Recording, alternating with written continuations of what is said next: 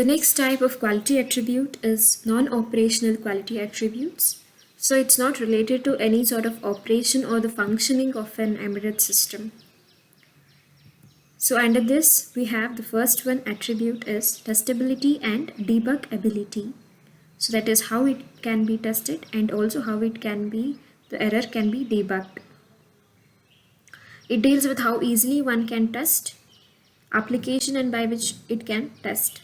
So in hardware testing, the peripherals and total hardware function will be in the designed manner. The software testing is functioning which is in the expected way. So debug ability is a means of debugging the product as such for figuring out the probable sources that create unexpected behavior in the total system.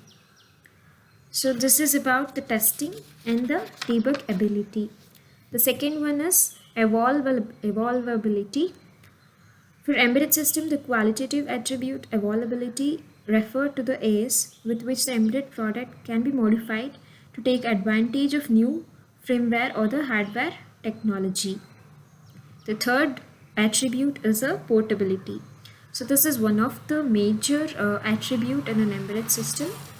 So which is measured of system independence. An embedded product can be called portable if it is capable of performing its operation as it is intended to do it in various environments, irrespective of different processor and or a controller and embedded operating systems.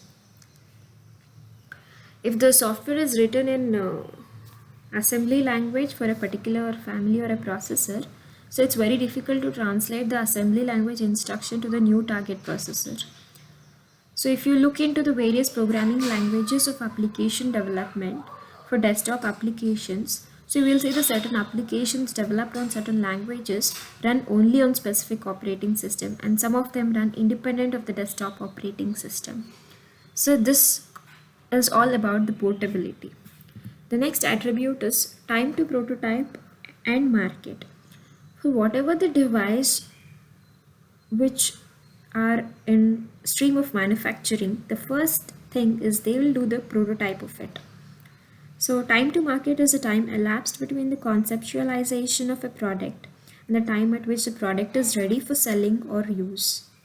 Product prototyping help in reducing the time to market. Prototyping is an informal kind of rapid product development in which important features of the under consider are developed. In order to shorten the time to prototype, make use of all possible options like use of reuse, off-the-shelf component, etc. The last attribute is per unit and the total cost.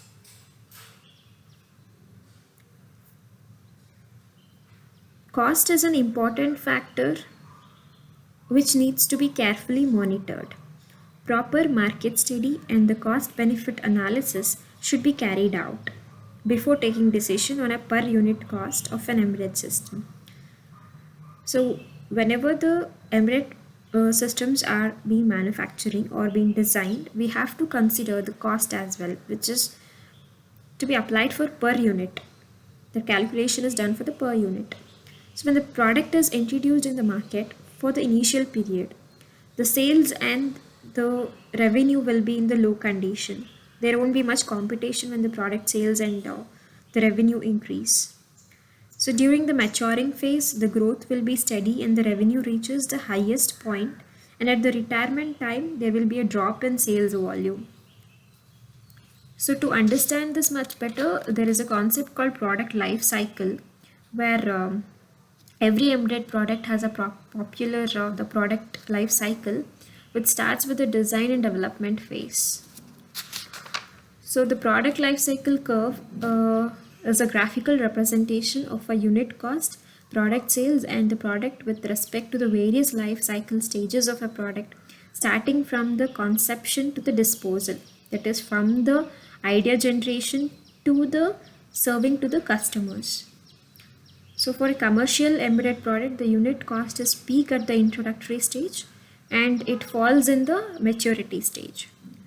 The revenue of the commercial embedded product is at the peak during the maturity stage. So these are all the attributes of non-operational quality attributes. So we discussed about the characteristics and the quality attributes of the embedded systems. Thank you.